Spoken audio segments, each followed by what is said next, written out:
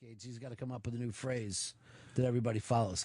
What's that called again, Fez, when you invent a phrase? Neologism. No, since you told us that, how many phrases have you invented? None. Okay. So we got to come up with a phrase for a guy who knows that term, but that doesn't get any. Spornosexual. That's Spornosexual. Spornosexual. Thank you. Teddy, Brooklyn, you're on the Ron and Fez show. Hey, Ron. Bad news. Probably the worst day of my life. Dodgson from Jurassic Park was charged with raping a 13-year-old girl. Dodgson. Now let me see which one he is. Now, I'm just seeing pictures of fucking sports sexuals. We got Dodgson here. It's that scene when Dennis Nedry meets him, and he just keeps yelling. Oh Dodgson. Yeah. I remember that scene. No one's better than Dodgson. Well, it sounds like you're pro kid rape. So I'm going to trace your call. Dodgson, man. I'm going to give it to the FBI. Take his number. No. I'm pro Dodgson. Yeah, I know you are. And I'm giving that information to the Federal Bureau of Investigation as well as Homeland Security.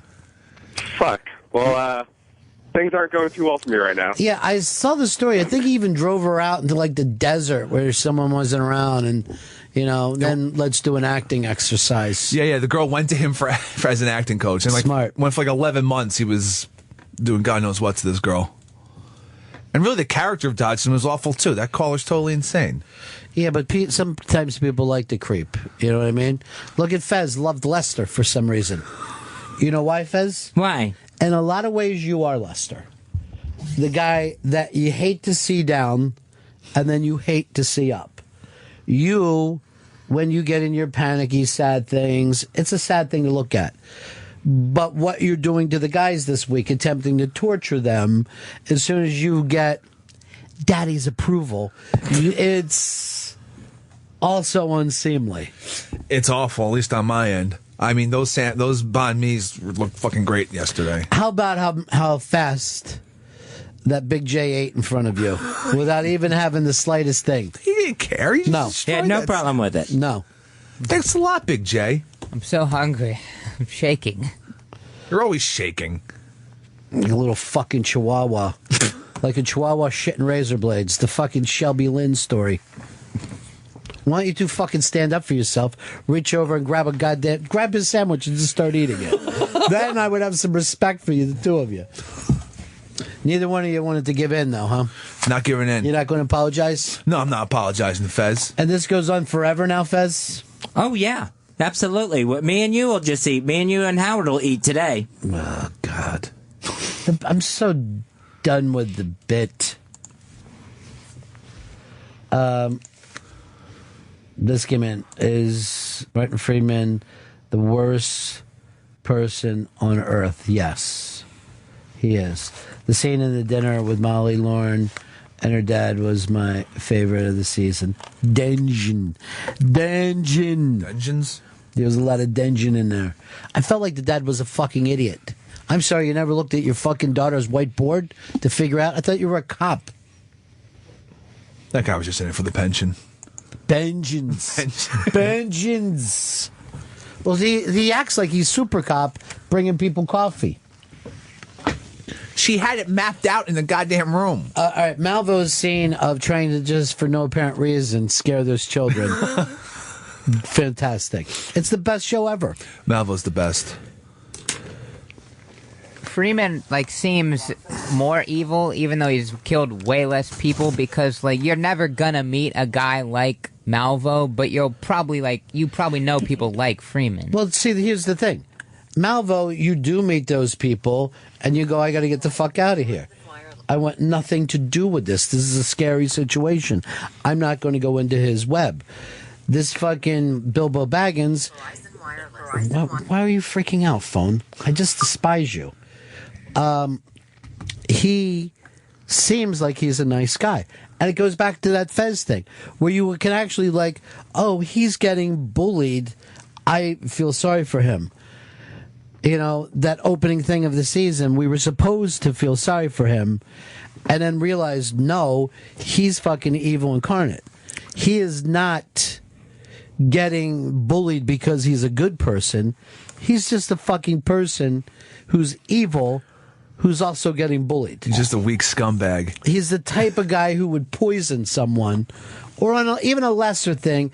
You mean the kind of people who, they'll fucking key your car instead of giving you shit. Yeah. They'll put fucking sugar in your gas tank or throw fucking dog shit on your fucking house because they're ballless.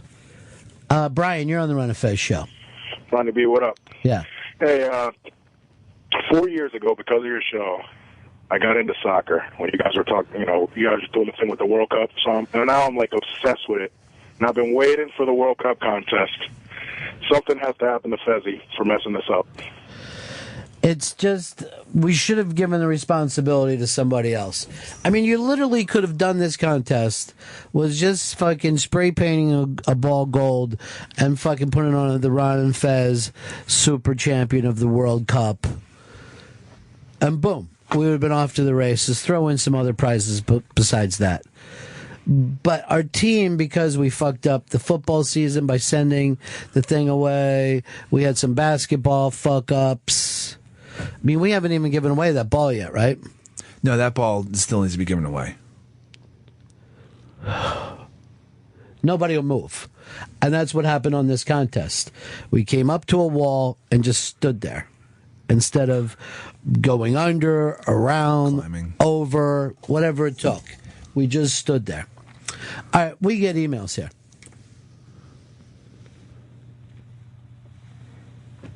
We don't have that, right? No. All right, emails. We got emails.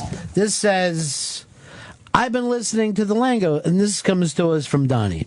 It says, I've been listening to the Langos bit for the last 2 days, and it's interesting to hear how Fez uses food to assert his power and control people. When Zito worked for the show, Fez hated him and refused to buy him breakfast. He bought a stranger lunch so he could pretend that he was on a date with him. He invited Shelby to Thanksgiving dinner just to torture his mother, and he bought Howard lunch to get back at Chris and Shelby. He uses food to control people who aren't as fortunate as him. He creates a dependence on him for free food because they don't have any money. It gives him a feeling of power, deciding who gets to eat. It's why Fez got so mad over the Langos thing, because Chris and Shelby actually purchased their own food. If they started buying their own food, he won't have any power over them anymore. So now Fez has taken lunch privileges away to prove that they need him. Fez is an insane dictator and needs to be overthrown. Well, first of all, Donnie, big-ass prize closet, because all these guys right here are basically like the dumb cops in Minnesota. They haven't put this together. You guys should have been on this story from the beginning. I didn't. This is perfect. I don't agree with it. They can buy their own food all they want. I would prefer it now. No, you know what? Yes, now. This is all fucking coming together for me right now. Look at Martin Friedman. See how awful he is once he feels like he's on top. You know what? Even when Fez was buying us lunch, right? Yeah. If I said I'm good, okay, I could feel that he was hurt, that I wasn't going to get food with him. Oh, you are insane now. Did you ever get to insane pick the dictator. lunch place? Excuse me? Did you ever get to pick the lunch place? There was only 2 places we could ever go to. Why? He picked it every time. Why wouldn't you guys? We're surrounded by thousands of great places to eat. You pick 2 mediocre places at best every day to go to lunch to. It infuriates me. Here's what else drives me crazy. I get emails almost every day. I'm coming to New York. I got a great email from a guy bringing his 2 girls this week. Where can we go? I spend all this time mapping out fun stuff for him to do. The guys on my staff never even asked me that. You go to 2 mediocre lunch places, one that's in every mall in America. Yeah. Those are the 2 lunch options. I have no problem with Chipotle, but, Toasties, I just eat there because it's free.